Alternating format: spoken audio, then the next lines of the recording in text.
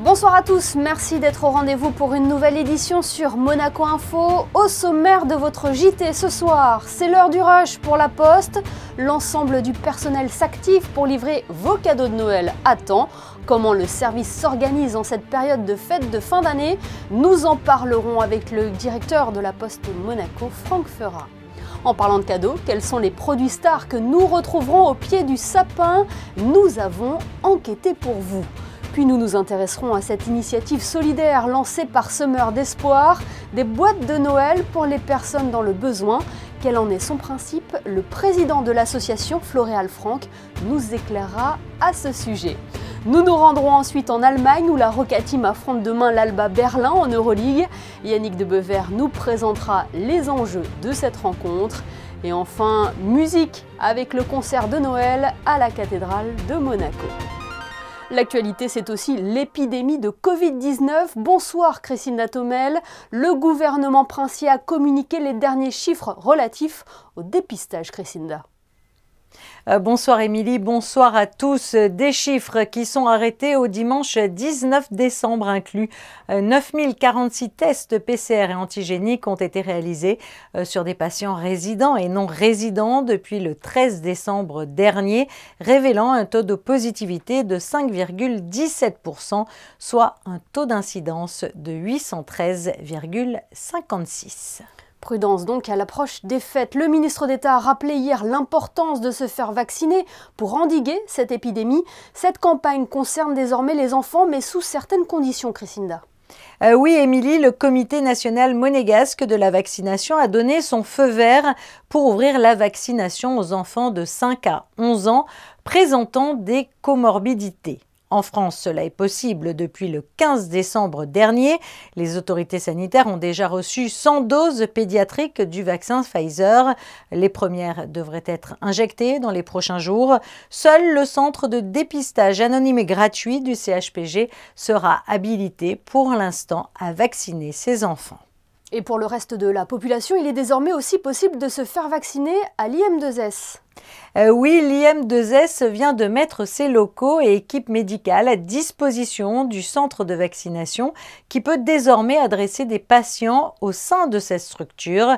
Alors, si vous êtes un professionnel de santé monégasque ou résident de la Principauté, que vous avez plus de 18 ans et que vous avez reçu votre dernière dose il y a plus de 6 mois, vous pourrez donc vous rendre à l'IM2S pour vous faire vacciner. Seront reçues également les personnes présentant des pathologies à risque et qui disposeront d'un certificat médical. Un rappel à présent concernant les mesures sanitaires en Principauté, elles sont prolongées jusqu'au 23 janvier 2022, Christinda. La situation sanitaire restant tendue et le taux d'incidence à Monaco continuant à progresser, le gouvernement a souhaité reconduire l'ensemble des mesures actuellement en vigueur. Le gouvernement a pris également la décision de renforcer encore les messages de respect des gestes barrières et d'appel à la vaccination. Et pour assurer une protection maximale, le gouvernement incite aussi les personnes à se faire tester avant les rassemblements familiaux à l'occasion de ces fêtes de fin d'année. Un appel donc à la vigilance à quelques jours du réveillon. C'est le rush d'avant Noël d'ailleurs au centre de tri de Monaco où tout est fait pour que vos derniers cadeaux soient au pied du sapin car les commandes en ligne sont de plus en plus nombreuses. C'est ce que Fabien Bonilla a pu constater ce matin. Regardons son reportage et nous en parlerons juste après avec le directeur de la Poste, Franck Ferat. Le volume de colis pour les fêtes augmente d'environ 25%. Ce sont au total près de 90 000 colis à distribuer pendant cette période. Pour cela, la Poste met en place un dispositif particulier. De 25 personnes tout au long de l'année, ce service de distribution passe à 30 personnes du 12 novembre au 24 décembre. À cela se rajoutent 5 véhicules supplémentaires et le service démarre environ 3 quarts d'heure plus tôt. Cette année, on a commencé à organiser notre travail à partir de 4h30 le matin. Donc on a séparé ce qu'on appelle les travaux intérieurs, donc qui sont faits par une équipe spécifique, et les travaux extérieurs qui sont faits par une autre équipe. Voilà. Donc on fait 3 vagues dans la journée, avec une première vague Colissimo qui va distribuer le J+1, le J+2, pardon. Et puis en fait aujourd'hui on a 4000 à 4500 pointes colis jour. Et maintenant, on va basculer en chronopost. Donc le colis est vraiment urgent sur les derniers jours. Donc il va nous permettre de faire à peu près entre 1500 et 2000 colis chronopostes par jour. C'est un gros travail et je voulais remercier à travers ça toutes mes équipes parce que vraiment ils font un travail exceptionnel tout au long de l'année. À noter, en 2021, 70% des colis proviennent d'Amazon. Le mois de décembre est, on s'en doute, la plus grosse période de l'année. En revanche, et c'est plus étonnant, la deuxième plus grosse période pour la Poste est le mois de juillet. Bonsoir Franck Feurat. Bonsoir madame. On vient de le voir dans ce reportage de Fabien Bonilla, il y a une très forte activité en ces fêtes de fin d'année. Vous le confirmez également ? Absolument, effectivement, nous sommes dans ce qu'on appelle dans le jargon postalo-postal en peak période. C'est rien d'autre en fait que le rush au niveau courrier et surtout colis en cette période de fin d'année. Donc c'est quelque chose d'habituel, hein, je veux dire chaque fin d'année, avec une activité en forte croissance et un dynamisme surtout au niveau de l'activité colis. Et bien entendu, cette activité est renforcée depuis les 2 dernières années, parce que Covid étant, tous les achats par Internet véritablement ont explosé, et ce qui nous donne un surcroît d'activité au niveau de la distribution colis, puisque 85% à peu près des consommateurs sur le web aujourd'hui choisissent la livraison à domicile. Donc ça nous donne bien effectivement aujourd'hui un surcroît d'activité encore plus important que les autres années en période classique de fête de fin d'année. Comment la Poste Monaco s'est organisée pour mener à bien ses missions pendant cette période de l'année ? Il faut mettre des moyens supplémentaires, que ce soit des moyens humains ou des moyens logistiques proprement parlés. Nous avons 5 véhicules supplémentaires d'une dimension de 6 mètres cubes qui nous permet concrètement d'écouler en fait, ce surplus d'activité au niveau de la distribution de colis. Moyens humains aussi. Nous avons embauché depuis le mois de novembre 5 personnes supplémentaires dédiées à la distribution essentiellement de colis. Et puis enfin, troisième moyen aussi, nous avons élargi un petit peu les horaires de travail et surtout une prise de fonction le matin, là aussi pour écouler la charge, 1 heure plus tôt, puisque donc nos facteurs et nos distributeurs entre guillemets de colis commencent à 4h30 le matin. Très tôt, donc on parle de la distribution des colis, mais l'activité est également intense en agence avant Noël, mais aussi après avec les éventuels retours de cadeaux, ceux qui ne font pas l'affaire. Nous avons une capacité d'accueil et de stockage sur chacun des 6 points de vente et des 6 bureaux de poste de la Principauté. Pour autant, les mètres carrés sont chers en Principauté, mais nous avons une capacité de stockage qui est somme toute raisonnable. Mais surtout, nous offrons aux clients de la Poste de Monaco des plages d'ouverture somme toute assez denses, puisque nous commençons à 8h le matin jusqu'à 19h pour permettre justement à tous les clients de la Poste de Monaco de venir retirer leurs colis dans de bonnes conditions. Oui, ce qui est vraiment un réel avantage. Comment vous vous êtes maintenu en ordre de marche avec les mesures sanitaires? Vous l'évoquiez tout à l'heure. Nous conservons les gestes barrières, nous conservons la distanciation sociale. Sur la distribution notamment de nos colis, tous nos véhicules sont désinfectés lorsque nous passons d'un collaborateur à un autre. Nous nous efforçons véritablement, même si c'est une contrainte, mais en tout cas de respecter la totalité de ces gestes barrières pour éviter la propagation effectivement de ce virus qui est pénalisant pour toute activité économique, y compris celle de la Poste de Monaco. Et aujourd'hui, Franck Feurat, comment vous voyez 2022? Il va y avoir quelques changements l'an prochain pour la Poste Monaco, je crois. Quelques projets de rénovation, notamment de nos bureaux de poste. Ça a été le cas déjà sur l'exercice 2021. Nous avons fait peau neuve sur le bureau de poste de la Condamine. 2022 sera sous le même angle. Le premier bureau donc, qui sera rénové, c'est le bureau de Monaco-Ville, donc, puisque les travaux de rénovation sont prévus tout début janvier. Et puis surtout le vaisseau amiral, celui dans lequel on se trouve aujourd'hui, le bureau de poste donc, de la Scala à Monte-Carlo, là aussi fera l'objet de travaux de rénovation pour un meilleur accueil de notre public. Et enfin aussi des améliorations et des investissements sur notre système d'information, notre système informatique, pour avoir un rendu plus optimisé et un service plus rapide pour les clients de la Poste de Monaco. Un mot sur le secrétariat du Père Noël, est-ce qu'il est toujours actif? Est-ce qu'on peut encore envoyer son courrier au Père Noël? Alors vous avez encore quelques jours effectivement pour activer on va dire le secrétariat du Père Noël. Ça fait plus de 15 ans que le secrétariat du Père Noël est actif sur la Poste de Monaco. C'est encore une belle réussite cette année puisque les enfants de Monaco ont pu écrire plus de 1000 lettres, je veux dire, qui sont parvenus au secrétariat du Père Noël. Et d'ailleurs, à titre anecdotique, on reçoit non seulement des courriers des enfants, bien entendu, mais quelquefois des grands-enfants aussi font leurs lettres au Père Noël et nous l'envoient au secrétariat de la Poste de Monaco. Il n'est donc pas trop tard. Merci infiniment, Franck Feurat, d'avoir été avec nous ce soir sur Monaco Info. Je vous en prie, merci à vous. Au revoir. Et peut-être que les jouets que vous allez voir font partie de votre liste au Père Noël. Quelle est la tendance cette année? Une équipe de Monaco Info a enquêté pour vous. Les fêtes de Noël riment forcément avec jouets, que vos enfants soient plus poupées ou jeux de construction. Il faut trouver quelques idées de cadeaux à glisser sous le sapin. Et cette année, on reste sur du classique. On ne peut pas dire qu'il y ait vraiment un jouet le plus vendu. C'est ce que je disais tout à l'heure. Beaucoup de produits, des peluches interactives. Chez les garçons, la pâte patrouille qui fait un malheur. En plus, à Monaco, on a eu un spectacle, ce qui a dopé les ventes. C'est une année plutôt assez classique. Barbie, Lego, un peu Playmo, Mécano. Ça reste les années de crise en général, c'est les produits traditionnels qui se vendent le mieux. Dès 9 h du matin, du lundi au samedi, c'est une équipe de 13 personnes qui vous accueille pour vous conseiller et emballer vos cadeaux.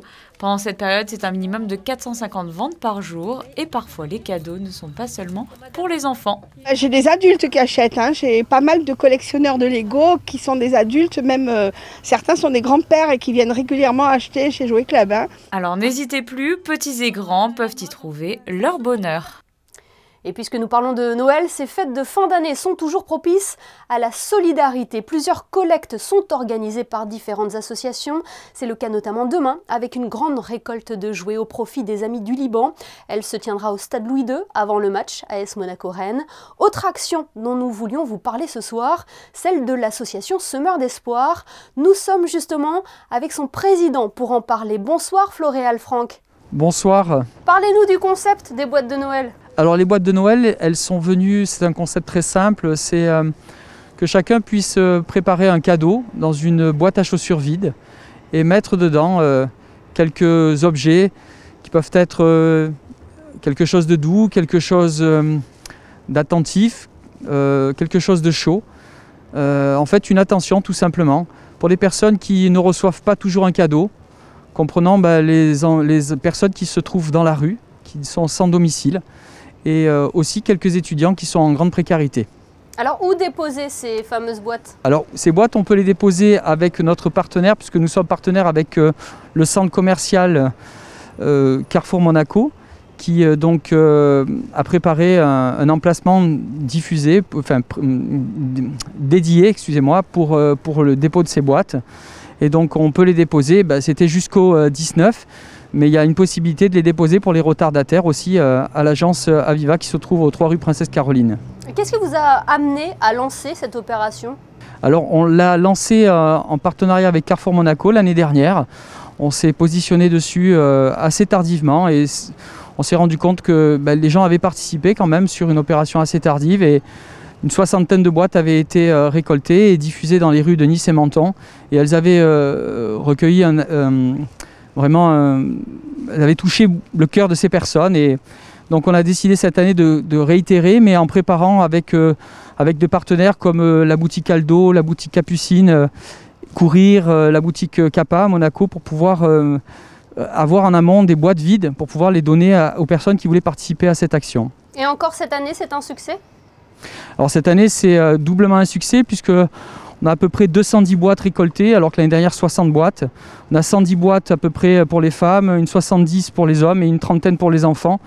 Voilà, et quelques cadeaux qui ont été faits aussi en dehors des boîtes. Donc on va à partir de demain, mercredi 22, diffuser sur Menton.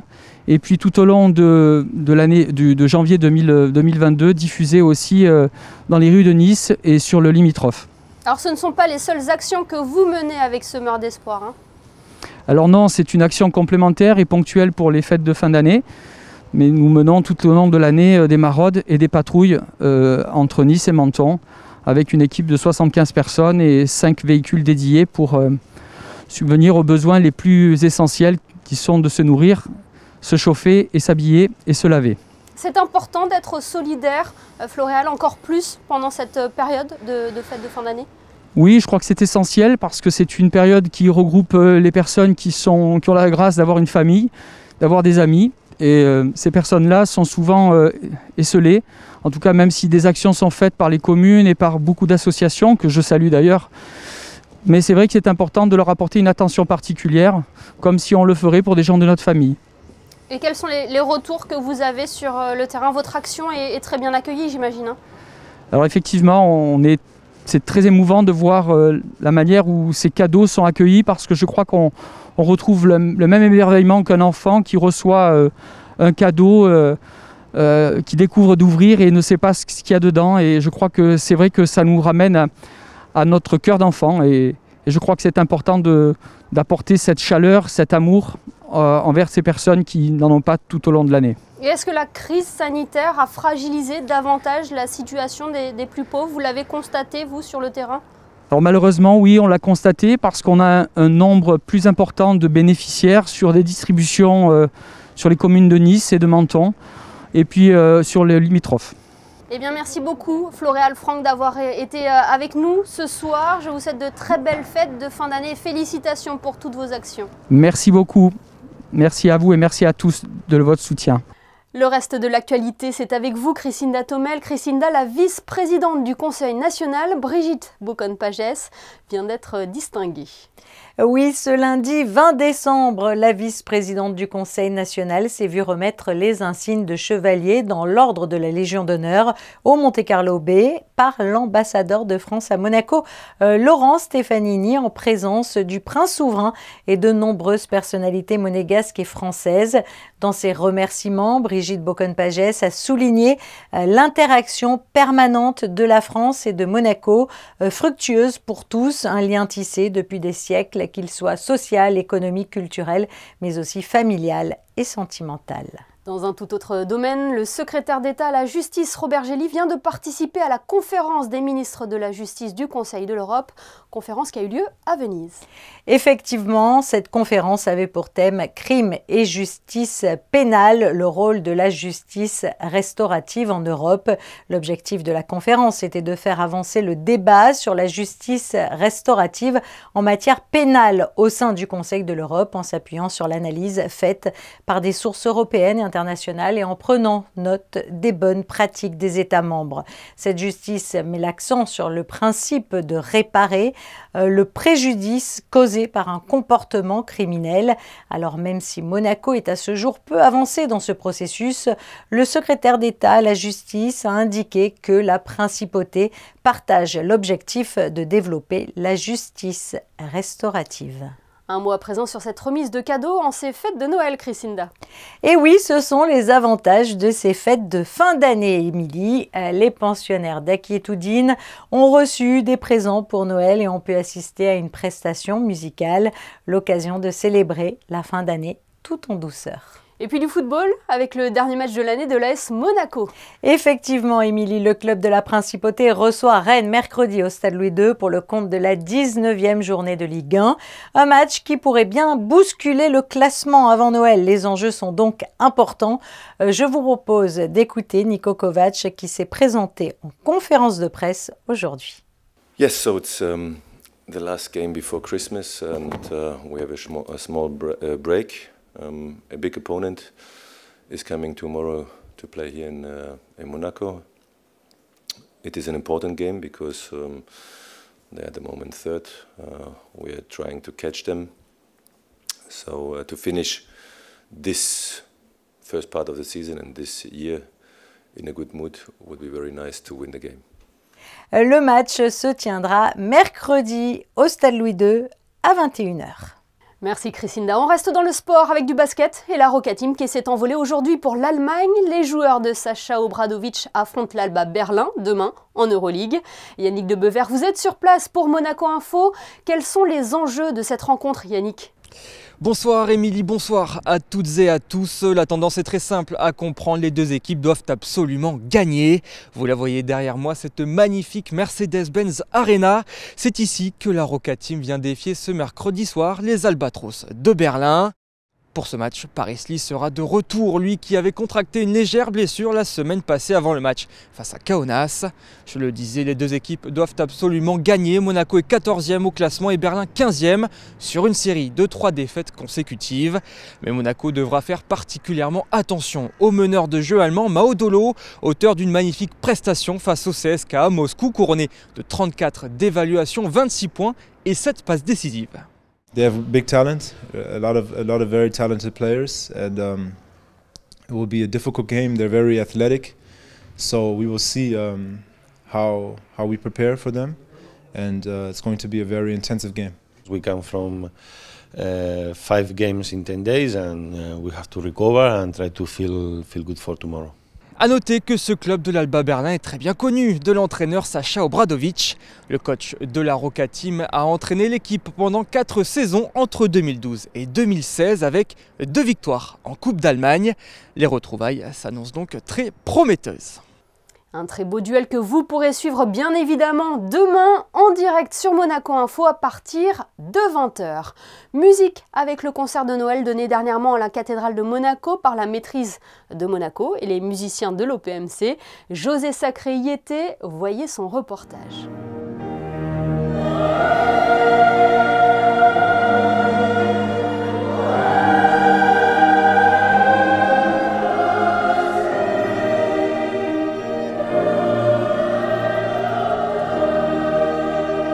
À la cathédrale de Monaco, dimanche 19 décembre, c'était Noël avant l'heure grâce à un grand concert spirituel intitulé Noël à Monaco, une première ou presque. Ici à la cathédrale pour un concert de Noël, oui, si ma mémoire est fidèle, enfin, ça remonte à le précédent doit remonter à il y a très longtemps. Je remercie encore beaucoup l'Orchestre Philharmonique de m'avoir approché il y a plus d'1 an pour réfléchir à ce que nous pourrions imaginer de faire à l'occasion de ces fêtes de Noël. Et je me réjouis que ce concert qui devait avoir lieu déjà l'an dernier et qui avait été annulé en raison de la pandémie puisse avoir lieu aujourd'hui dans des conditions aussi normales que possible. Les enfants ont beaucoup travaillé et il faut reconnaître que pour eux c'est extrêmement difficile parce qu'ils chantent masqués toutes les répétitions et même maintenant ils vont chanter le concert masqué, ce qui est très très difficile dans la perception, la projection du son. C'est un défi pour eux.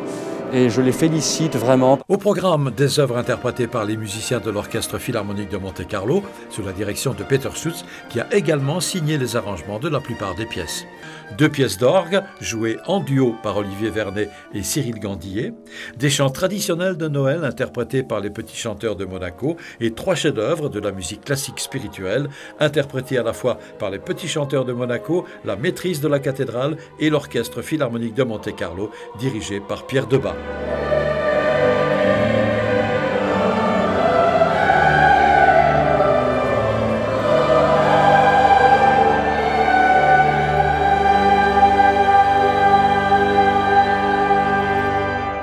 Un concert magnifique qui a réchauffé les cœurs d'un public très nombreux.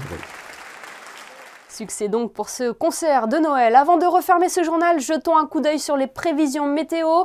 Avez-vous de bonnes nouvelles à nous annoncer pour la journée de demain, Crisinda? Demain, le temps qui s'installe sera couvert. Les nuages se disperseront. Cependant, durant la journée, l'après-midi sera un peu plus ensoleillé. Côté température, 7 degrés pour les minimales et 10 pour les maximales. L'eau de mer sera à 15 degrés. Le soleil se lèvera à 7h59 et se couchera à 16h57. Ce mercredi, nous fêterons les Françoises Xavier. Merci Crisinda et merci à vous de nous être fidèles chaque soir sur Monaco Info. Elle est l'un des produits incontournables de ces fêtes de fin d'année et compte bien régaler nos papilles. La bûche se décline sous toutes ses saveurs. Elle sera l'objet d'un de nos reportages demain sur notre antenne. En attendant, on vous donne l'eau à la bouche avec les photos de Manuel Vitali. Passez une excellente soirée et à demain pour une nouvelle édition sur Monaco Info. Prenez soin de vous.